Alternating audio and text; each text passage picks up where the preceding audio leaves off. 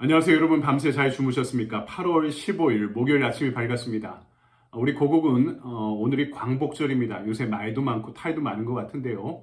한반도의 평화를 위해서 또 민주주의의 완성과 회복을 위해서 우리 고국을 향해 계속 기도해야 될 때라 생각합니다. 오늘 아침에 우리에게 주신 말씀을 함께 볼까요? 예레미야 42장의 말씀이죠. 19절로부터 22절까지의 말씀을 제가 봉독해 올리겠습니다. 유다의 남은 자들아, 여호와께서 너희를 두고 하신 말씀에 너희는 애굽으로 가지 말라 하셨고, 나도 오늘 너희에게 경고한 것을 너희는 분명히 알라. 너희가 나를 너희 하나님 여호와께 보내며 이르기를, 우리를 위하여 우리 하나님 여호와께 기도하고 우리 하나님 여호와께서 말씀하신 대로 우리에게 전하라. 우리가 그대로 행하리라 하여 너희 마음을 속였느니라.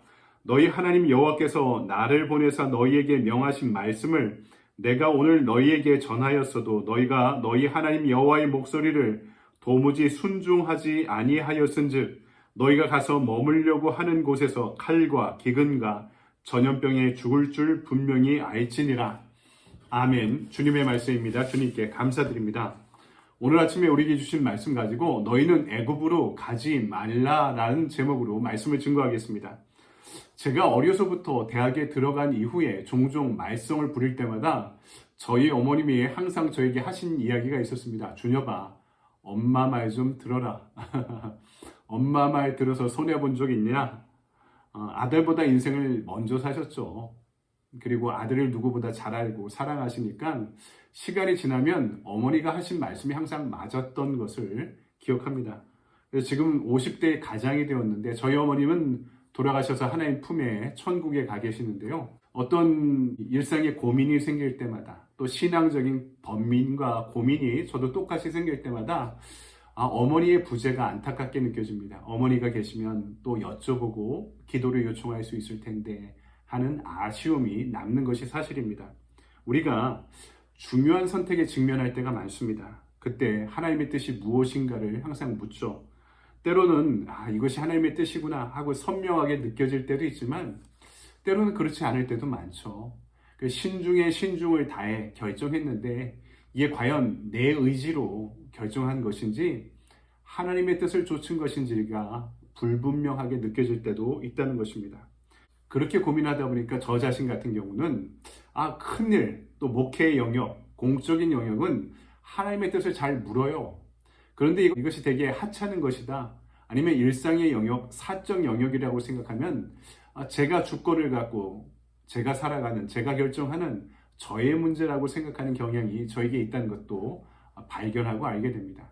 그러니까 공적인 영역과 사적인 영역, 모든 영역에서 하나님의 주권이 나를 인도하여 주실 줄 믿는데 이것을 구분하는 나 자신의 모습을 발견할 때가 있다는 것입니다. 하나님의 뜻을 구한 군지휘관 요한과 백성들의 모습을 어제 말씀 가운데 우리 묵상했는데요. 하나님이 마침내 뜻을 주십니다. 이제 하나님께서 뜻을 주시고 말씀하셨으니까 그것을 선택하고 결정하느냐 여부는요, 그들의 몫으로 남게 된 것입니다. 오늘 말씀 먼저 출애굽과 환애굽 사이에서 갈등하고 있는 백성들의 모습을 보여주고 있습니다. 5절을 보면 우리가 당신의 하나님 여호와께서 당신을 보내사 우리에게 이르시는 모든 말씀대로 행하리이다. 우리가 읽지 않았지만 오늘 말씀은 42장 전체를 읽어야지 이해가 되는 말씀인데요. 하나님 앞에 당신을 보내니 하나님의 말씀을 받아서 우리에게 주십시오. 그러자 예레미야가 하나님의 뜻을 받아 전하는 것입니다. 그 내용이 10절과 11절에 이렇게 기록되어 있는데 제가 세 번역으로 한번 읽어보겠습니다. 너희가 이 땅에 그대로 머물러 살면 내가 너희를 허물지 않고 세울 것이며 내가 너희를 뽑지 않고 심겠다. 내가 너희에게 재앙을 내렸으나 이제 내가 뜻을 돌이켰다. 너희는 지금 두려워하고 있는 그 바벨로니아 왕을 두려워하지 말아라. 내가 너희와 함께 있으면서 너희를 구원하여 주고 그의 손에서 너희를 건져내려고 하니 너희는 그를 두려워하지 말아라. 나 주의 말이다. 하나님께서 마침내 결정하시고 뜻을 이들에게 예레미야를 통해 전하셨는데요. 크게 세 가지 메시지를 주고 있습니다. 첫째, 하나님이 그들을 구원하시기 위해 당신의 뜻을 돌이키셨다. 두 번째, 하나님이 함께 하시면서 그들을 구원하실 것이다. 마지막 세 번째, 바벨로니아 왕의 보복을 두려워하지 말라. 그를 두려워하지 말라. 해결될 것이다. 이렇게 이야기하신 것이죠. 히틀러 치하에서 독일에서 활동하다가 미국으로 망명한 철학자 에리 프롬이 있습니다. 이분이 쓴 책 중에 유명한 것이 여러 가지가 있죠. 자유에서의 도피, 그리고 사랑의 기술, 소유냐 존재냐, 이런 아주 유명한 책들이 있습니다. 그런데 에리 프롬이 자유로부터의 도피라는 책을 통해서 독일에 대해, 근대 독일에 대한 이런 반성을 하고 있습니다. 뭐 헤겔과 또 칼바르트, 이런 현대 철학과 현대 신학이 독일에서부터 완성되고 시작되었거든요. 얼마나 이성적이고 합리적인 종족이 독일 사람인지 모르는데, 이렇게 근대 철학과 근대 사상을 완성했던 독일인들이 왜 히틀러를 총독으로 삼고 나치의 광기에 참여하게 됐는가 하는 것을 이 자유에서의 도피란 책에서 분석하고 있습니다. 에리 프롬의 주장은 이렇습니다. 이성이 아무리 발전한 사회에서도 사람들은 노예의식을 갖고 있다는 것입니다. 여전히 자신이 무엇인가 선택하고 결정하는 것을 마음의 짐으로 여기고 살아간다는 거죠. 그래서 무엇인가 항상 의존하고자 하는 마음이 있다는 거죠.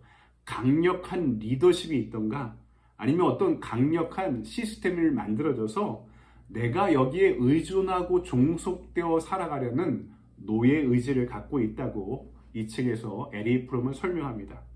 오늘 본문에 나온 요한왕과 유대 백성도 에리 프롬의 시각에서 바라본다면 똑같은 거죠. 이들도 여전히 자신에게 주어진 어떤 선택과 결정, 그리고 자신에게 주어진 자유를 짐으로 여기고 있는 것을 보게 됩니다. 이스라엘이 출애굽한 다음에 하나님이 무엇을 주십니까? 그들에게 자유를 주시죠. 이 자유로 살아가는 법을 40년 동안 광야에서 배운 것 아닙니까? 그런데 가나안에 들어가서 이들은 그 자유를 자신들의 짐으로 여기기 시작합니다. 지금도 마찬가지입니다. 바벨론의 침공 앞에 지금 바벨론처럼 센 애굽을 의지하면서 그들의 종을 자처하면서 그들의 강력한 힘에 종속되어서 자신들의 생존을 보장받으려고 하는 마음이 그들에게 있었던 것입니다. 하나님께서는 그들에게 자유를 허락하셨는데 지금 그들은 자유를 부담스러워하고 하나님의 종이 아니라 애굽의 종이 되겠다 자처하고 있는 것입니다. 오늘 우리에게도 이런 노예 의지가 있습니다. 그것이 무엇입니까? 눈에 보이지 않는 하나님보다 눈에 보이는 익숙한 힘에 의지하고 의존하고 종속되어 살아가는 것을 너무나 자연스럽게 여깁니다. 상위 5%가 모든 것을 가지려고 하는 이 승자 독식의 자본주의 사회에서 성공을 위해 살다가 낭만과 담을 싼 삶을 살아갑니다. 교회를 다녀도 헌신하기가 너무나 부담스러워서 내 개인적 성공에 도움을 주지 못하는 요소들은 하나씩 신앙생활에서도 배제하는 데 익숙해가는 모습이 되어가고 있습니다. 이것이 우리의 애굽이죠. 장사하는 사람들이 윤리적인 기준보다 이익이 최고의 우선이 된다면 그 이익을 향한 욕망이 애굽이 되고 말 것입니다. 저와 같은 목사가 하나님의 영광과 상관없이 높은 자리, 큰 교회를 원하는 것이 있다면 목회적인 성공도 저에게는 가나안이 아니라 애굽이 되어버리는 것입니다. 그런데 문제는 살다 보면 어디가 애굽이고 어디가 약속의 땅인지를 불분명하게 느껴질 때가 너무나 많다는 것이죠. 이 혼란의 때에. 그렇다면 저와 여러분은 어떤 선택을 해야 하는 것입니까? 그래서 오늘 말씀은 두 번째로 들음과 따름 사이에 결단이 필요하다라고 이야기하는 것이죠. 듣기는 들었는데 거기서 머물 것이 아니라 들음은 따름으로 순종으로 이어져야 한다는 것입니다. 그것은 자신의 이성을 뛰어넘는 어떤 결단으로부터 시작하는 것이죠. 하나님의 말씀을 먼저 듣고 그것을 따르려는 결단을 말합니다. 오늘 말씀 볼까요? 요한을 비롯한 남은 백성의 지도자들은 하나님의 뜻을 구하고 있습니다. 어제 말씀에서도 오늘 말씀에서도. 하지만 자신들의 판단과 주장을 한치도 내려놓지 않고 있습니다.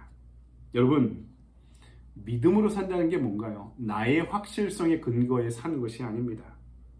때로는 불확실해 보이고 이해조차 할 수 없는데도 불구하고 하나님의 뜻이라면 그 뜻에 자신을 던지고 맡기고 살아가는 모험하는 인생이 신앙인 것입니다. 그렇게 믿음은 결단으로부터 시작합니다. 확실한 것을 향한 결단이 아니라 불확실해 보이는 미래를 향해 자신을 던지는 결단으로부터 시작하는 것입니다. 이 결단이 우리 인생의 어떤 사건을 반드시 불러일으키는 것이죠.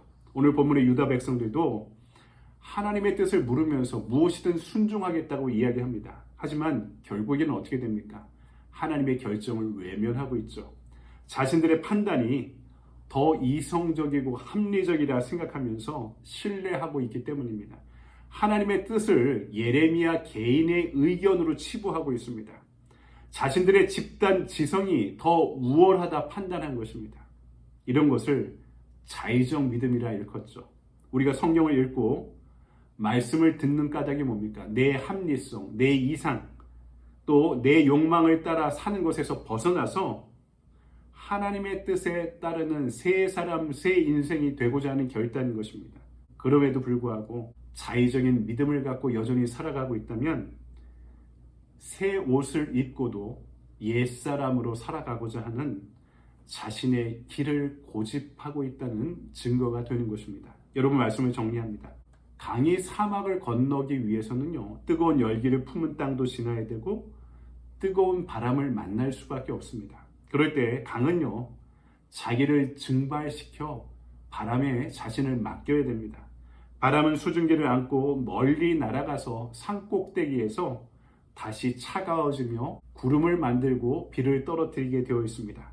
그러면서 뜨거운 땅을 식히고 지표면에 수분을 보존하며 이 땅의 생명이 자라게 만드는 거죠. 우리도요, 그렇게 나를 내려놓고 이 뜨거운 세상 한가운데서도 뜨거운 바람을 타고 가면서도 하나님의 바람에 하나님의 뜻에 나를 맡기는 연습을 해야 하는 것입니다. 오늘 하나님께서 선지자를 통해 너희는 애굽으로 가지 말라 분명히 명령하십니다. 지금 내가 가려 하는 길이 애굽입니까? 아니면 약속의 땅입니까?